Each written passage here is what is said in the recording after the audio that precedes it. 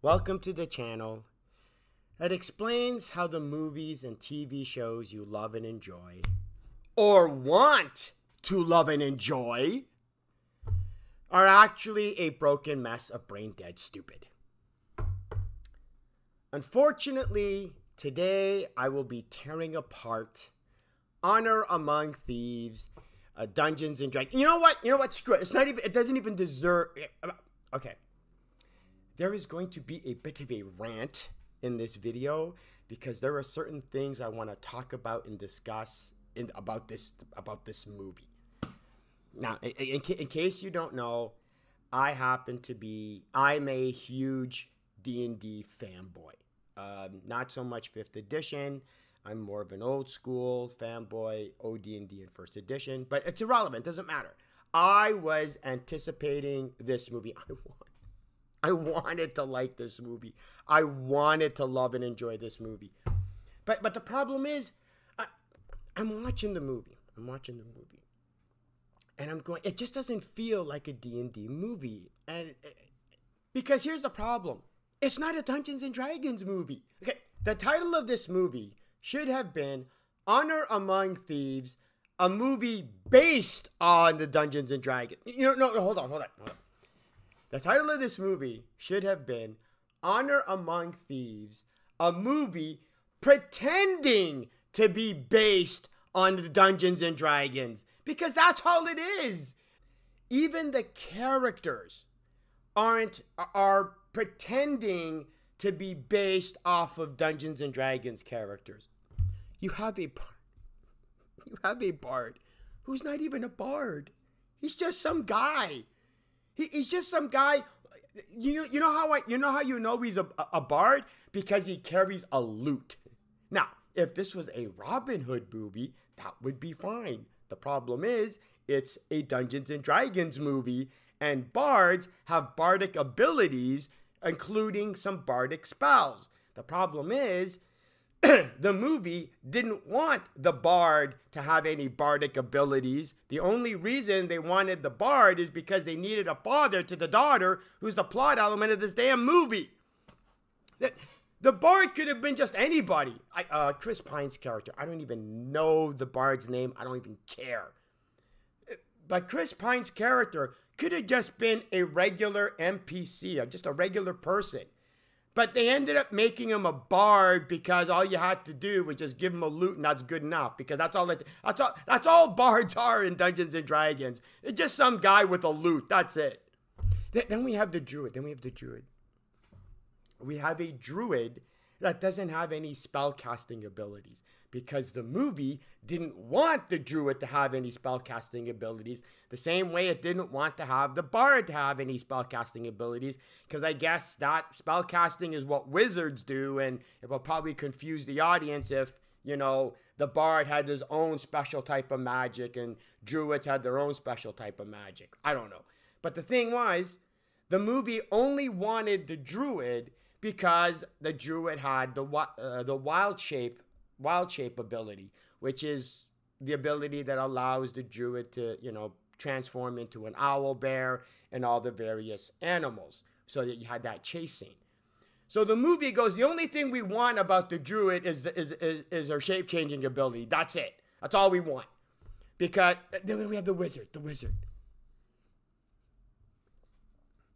We have a wizard whose spellcasting capabilities are based on his self-confidence. Because that's how it works in the game. You have a wizard who, for the majority of the movie, is a so-so average, mediocre, not that good spellcaster. Until the end of the movie, where he suddenly gains confidence and is now going toe-to-toe with the Red Wizard, who has the spell-casting ability of Time Stop. And it's like, did he gain experience? Did he learn new magic? Nope. He just believed in himself, and suddenly he has magical abilities he didn't even know he had, because all he had to do was have self-confidence. So no, even the characters are pretending to be based off of D&D characters. But there was still other stuff that was still bugging me about. Even despite the characters, I'm still watching the movie, and I'm going, there's just something. It's just something missing. And I realized I didn't see one orc in this movie. I didn't see one goblin, one bugbear. I didn't see a single humanoid in this movie. And I'm going, how do you have a Dungeons and Dragons movie and not have what is the bread and butter of D&D, the various humanoids? And I realized there are no evil, there's no evil races in this movie. The only evil people are the red wizards and the assassins. That's it. There's no there's no evil. You have various races. You see a whole bunch of different races, but guess what? You don't see any evil races in this movie. When they go to the Underdark, oh my God, okay. I'm gonna be all over the place because as I go through this movie, I'm gonna remember stupid, and I'm just gonna go on a tangent and a rant, and I gotta get it in my system. Sorry. The Underdark. When the paladin, okay, I'll get to the paladin in a second. When the paladin says that they have to go to the Underdark, I'm going, they're dead. They're dead. There's no way these idiots are going to survive the Underdark. Because I figured if they go to because this being, a Dungeons and Dragons movie, if they were going to go to the Underdark, I figured, crazy idea, I figured they're going to encounter at least some drow, because those are the major denizens of the Underdark. No drow. In fact, they don't encounter any of the denizens of the Underdark. No drow, no mind flayers, no abelisks, no Croatoans, no beholders, nothing. It's simply because according to this movie, for this movie, the word Underdark is just another word for underground caves. And it's like, because when he said that we have to go to the Underdark, I'm going through the Underdark is a movie in and of itself. It's going to take at least, an entire act to have to, traverse the Underdark, even get to where you were going. Nope. I hate to steal this from this other YouTuber, but they had to go to the Underdark, to get the helm. Was that a problem? Nope. Barely an inconvenience. The only thing they encounter is some intellect devourers. Now, when the paladin says, "Oh no, there's intellect devourers coming," I'm going, "Oh my God, they're dead. There's no way they're gonna survive intellect devourers." Nope, not a problem, because the intellect devourers were the only reason they even encountered the intellect devourers is because the intellect devourers were a setup for a joke. That's it. That's all it was. It was a joke. And not only that, this is the other thing about this movie. It's like, why is there so much humor being forcefully injected into this movie? I don't mind, some jokes every once in a while, but it's constant. The graveyard scene. Oh my God, the graveyard scene. Okay. They go to the graveyard. And I'm going, okay, it's a Dungeons and Dragons movie. They're going to a graveyard. Gee, maybe, they'll encounter, I don't know, some undead. Skeletons, zombies, ghouls, ghasts, anything. Nope, nothing. Not only are there no evil humanoids in this movie, there are no denizens of the Underdark. Oh, and by the way, there's no one dead either. Gee, I wonder why this is called a Dungeons and Dragons movie when you don't actually apply any of the actual monsters that are part of Dungeons and Dragons. Okay. Shazam! Fury of the Gods has more monsters in that movie than a movie with the title Dungeons and Dragons in it. Try to wrap your head around how pathetic you have to be as a Dungeons and Dragons movie when a Shazam movie has more monsters in their movie than a movie titled Dungeons and Dragons. Speaking of dragons, oh, we get it. Oh, we're talking about this dumbass dragon.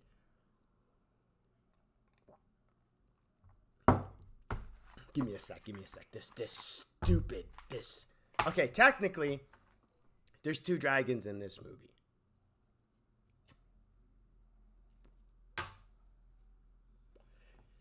The one dragon is a flashback. It's the one you see, it's the black dragon you see in the trailer.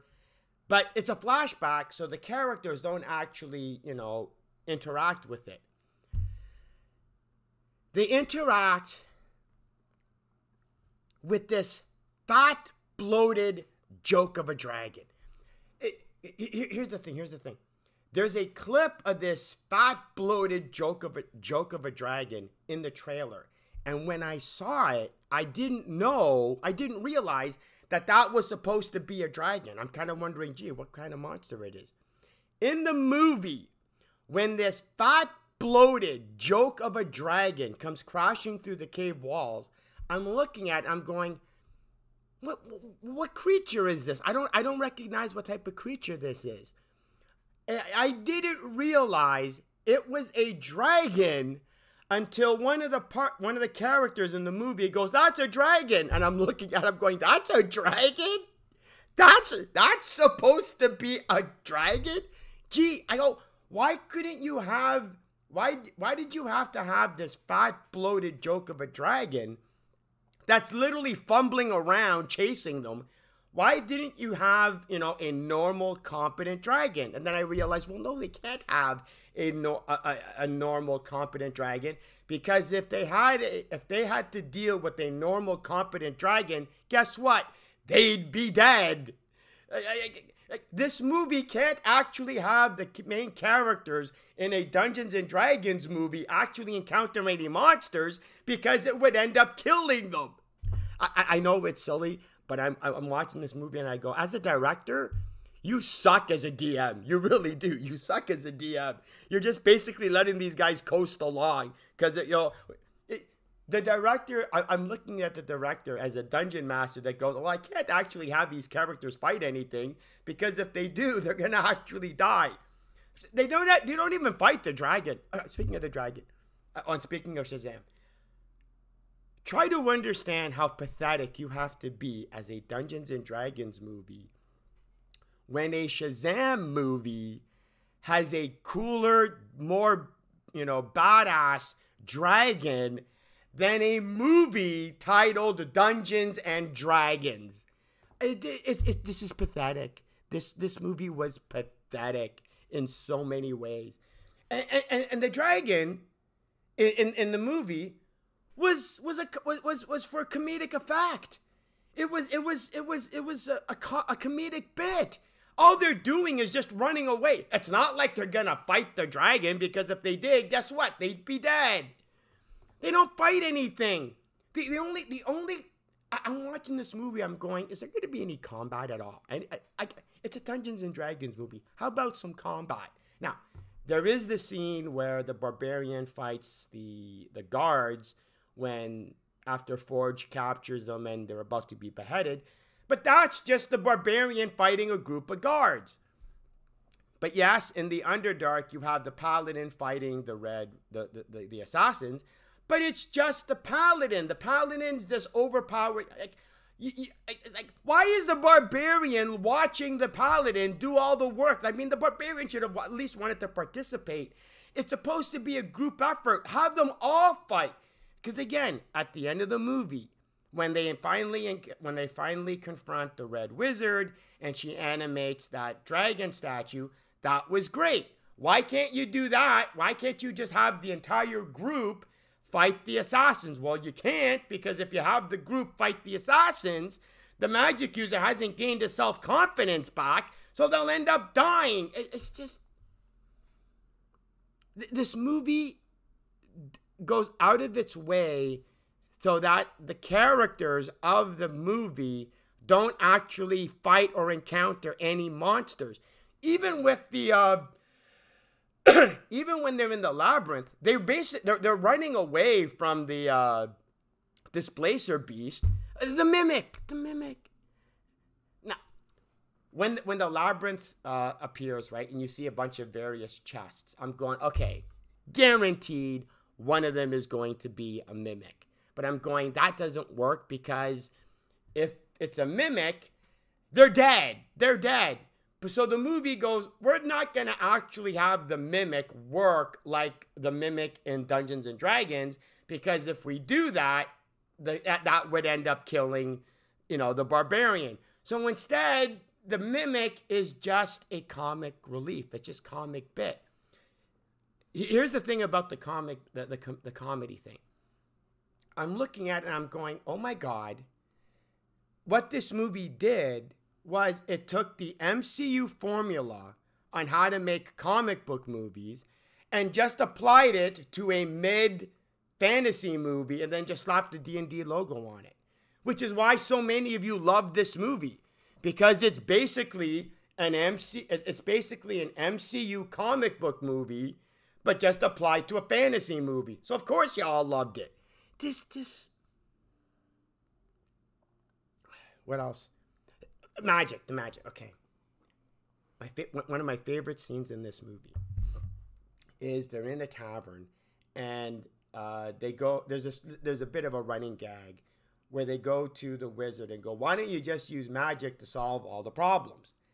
And the movie has it where the wizard goes, "Magic doesn't work that way. Magic has its limitations." And the reason I liked that scene was because it's the movie going, we're not going to use magic as a deus ex machina to solve all the problems. Instead, we're just going to use magic items as a deus ex machina to solve all our problems. Because they got to get into the vault, right? But the thing is, the vault has Mordecai's seal on it, so how do they get past the seal? Oh, they just got to find a magical helm that will displace the magic so that they can enter the vault. Well, how are they going to get this magic helm? Where is it? They got to go to the graveyard to talk to the dead warriors to get information on where the helm might be. And the wizard just happens to have a medallion, a magical medallion that allows them to speak to the dead warriors, to be able to end up telling them where the helm is. And the entire graveyard scene is all done for comedic effect. Here's the other thing. One of the other things that the wizard says in the tavern about magic is that magic has its limitations. Luckily in this movie, magic items don't have any limitations, because the concept of charges to magical items apparently gets in the way of this dumbass movie, which is why I say this movie is pretending to be based on Dungeons and Dragons, because none of the magical items in this movie has any charges or limitations whatsoever. Because he just keeps using the amulet over and over and over and over and over again. And I'm going, like, are there like charges to this amulet that they have to like be more careful? Nope. Whatever this movie wants, that's how many charges the amulet has. And not only that, I'm going, why does the wizard have what is essentially a clerical item? And I'm going, why are there no clerics in this movie? And I'm realizing, well, why would these characters need a cleric? It's not like they need a healer, because there's no actual combat to need the healing anyway. So anyway, they end up finding out that this paladin has the magic helm. And they go to the paladin, and the paladin says, "Oh, yes, I have the helm, but I hid it in the Underdark." And I'm going, why the hell would you hide it in the Underdark? What are you, lawful stupid?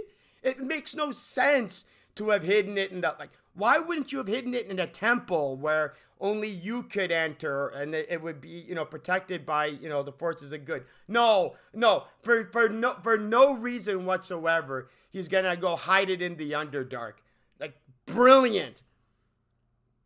So they go to the Underdark, and again, they just, they just basically a little stroll through the Underdark. No big deal. No, barely an inconvenience. And apparently, the paladin has the helm. You have to cross this magically trapped bridge to get to the helm.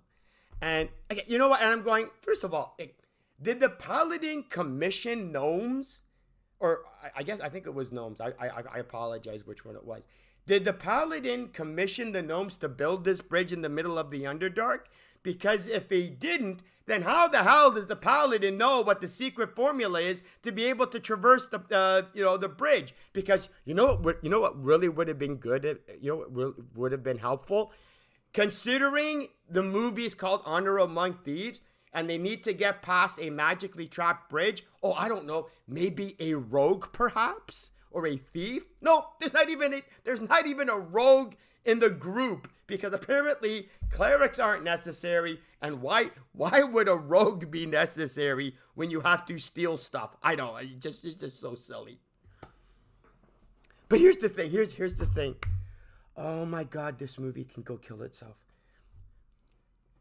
The wizard ends up... You gotta give me a second.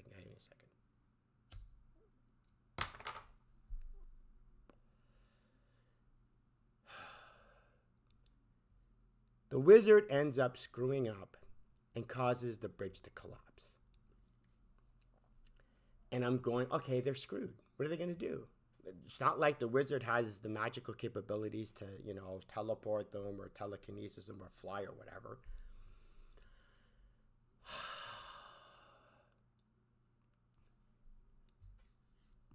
It just so happens, the barbarian just happens to have a walking stick that she took from her ex-boyfriend. That just happens to be a magical staff that allows them to be able to create portals to teleport through.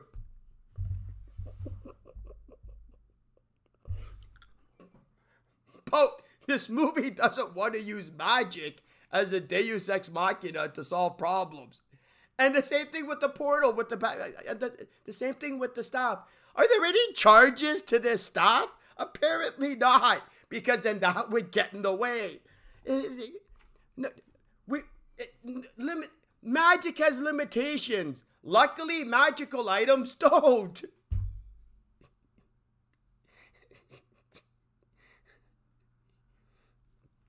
So the staff solves the problem of being able to get to the helm and solves the problem of being able to get into the vault. But then they eventually, at the end of the movie, have to face off against the Red Wizard. And how do they defeat the Red Wizard?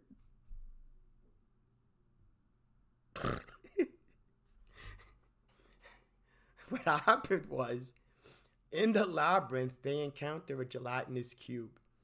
And the druid has a bracelet on that disrupts her ability to, use her magic, or in her case, her ability to transform into a owlbear or any other creature. But she ends up getting her arms stuck in the gelatinous cube, and she gets pulled out. But for some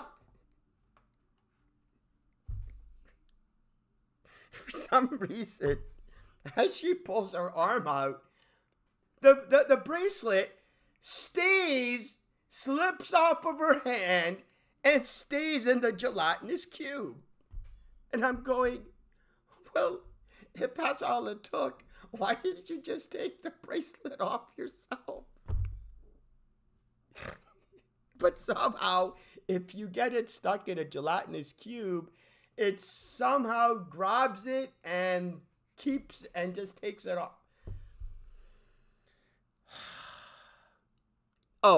Speaking of the gelatinous cube, okay. For some reason,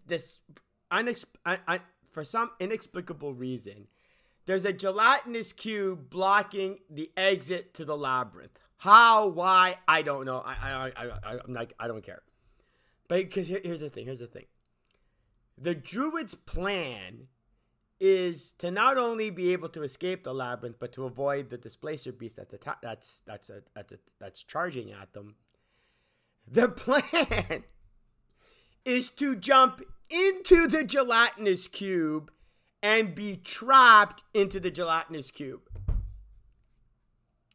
But don't worry, because the druid is going to transform into a snake that is somehow immune to being engulfed by a gelatinous cube, to be able to somehow slither through it, escape, and then rescue everybody else. I can just picture an actual Dungeons and Dragons gaming session where one of the players, where the druid makes that suggestion to the other players, and the other players will go, yeah, sure, you jump in first, because that's such a stupid idea. It doesn't work. How is she as a snake able to, whatever. But not only that, after she rescues the barbarian goes, that stings. Not, oh my God, I'm in pain, but that stings. Now, why is that a big deal? I'm going to read the amount of damage that they would have taken by being in the gelatinous cube, because this is the the 5th edition monster manual for Dungeons and Dragons. The engulfed creature can't breathe, is restrained, and takes 6d6, or an average of 21 points of acid damage at the start of each of the cube's turns. Meaning, the barbarian took at least 21 points of hit point damage. Now, for those of you who don't play Dungeons and Dragons, you're not going to get it. You don't worry about it. This is for those of you who actually play Dungeons and Dragons and didn't have a problem with this movie. The barbarian took 21 points of damage and went, that stings. Now, why is that a big deal? Because if you took 21 hit points of damage and that only stung, how many hit points do you have?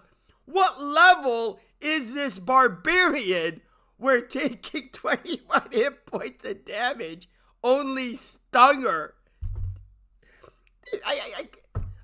I know it's a little bit, I know it's D&D math and stuff like that, but I'm like, don't have her say it stung. It's just.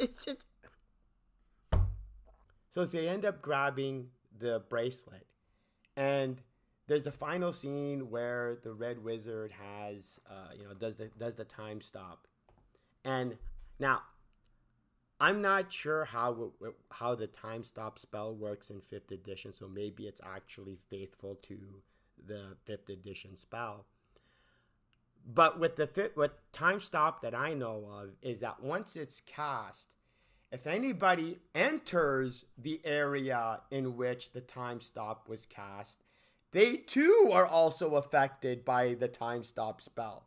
Apparently, that doesn't apply to this movie, because the daughter is able to sneak up on the Red Wizard because she just happens to have, and still happens to have, an amulet that allows her to become invisible.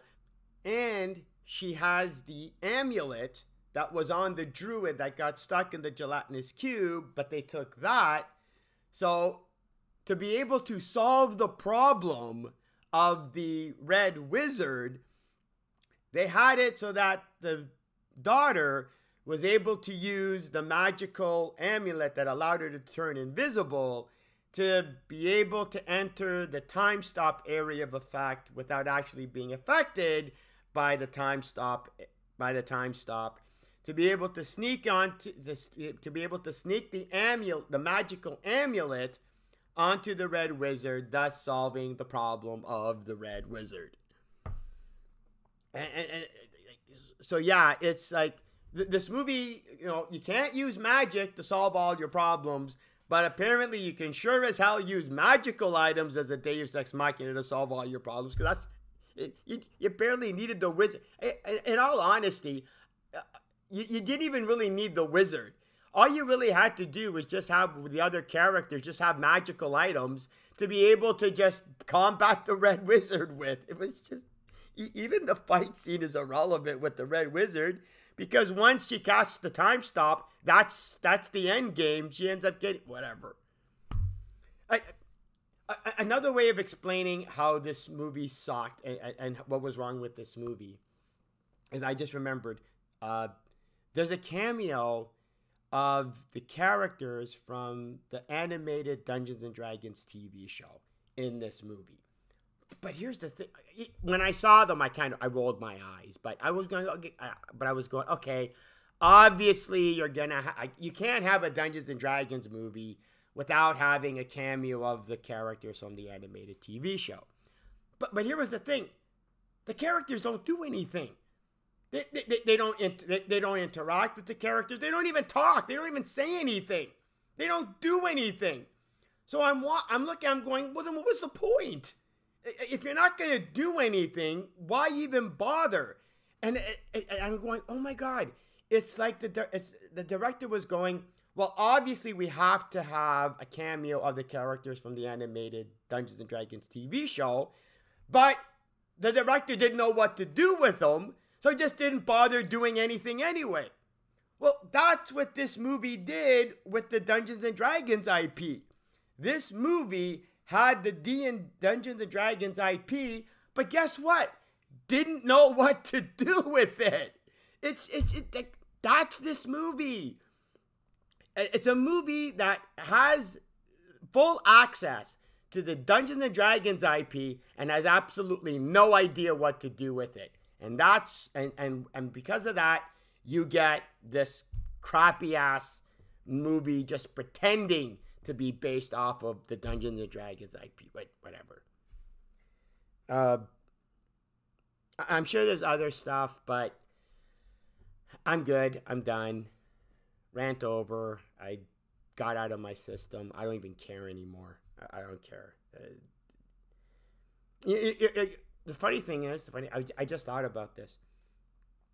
I should have expected this movie to be a broken mess of brain dead stupid, because it's based off of an edition of Dungeons and Dragons that I consider a broken mess of brain dead stupid. I don't like 5th edition. As far as I'm concerned, I could make a video. I could make an hour video covering all of the ways OD&D is a superior version of Dungeons and Dragons in 5th edition, but that would be a video for that's a rant for another time, and you guys wouldn't care anyway, so it wouldn't even matter. But the thing is, I should have expected this movie to be a broken mess of brain dead stupid, because it's based off of an edition of Dungeons and Dragons that I consider to be a broken mess of brain dead stupid. The thing is, the movie is barely based off of the 5th edition, so it doesn't even have that excuse. It's even worse than what it ended up being. Anyway. Oh God, this. You know what? I honestly can't. I couldn't tell you which Dungeons and Dragons movie sucked more. I think it was the one from the year 2000. There was also a few other. I think there was 2 other ones. I couldn't tell you which one sucked more. I couldn't tell you which was the more pathetic Dungeons and Dragons movie.